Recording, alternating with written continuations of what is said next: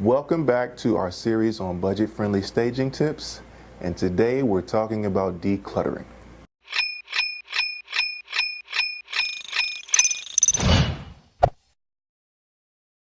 We all know that when it comes time to sell your home, you gotta let a few things go. Now, in addition to getting rid of newspapers, magazines, books, things of that nature, hopefully you donate the books, right?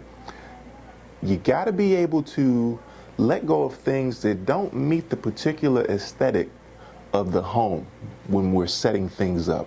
Now those could be, a lovely vase that is a family heirloom or something like that, plants, and even home furnishings. Now, that doesn't mean that these items are not lovely and that we don't want you to have them. That just means that we're creating an environment to welcome in the next generation of individuals to live into your property. And there's a particular way that we got to set that up to make that really fit properly and entice them. And sometimes the yellow couch doesn't work.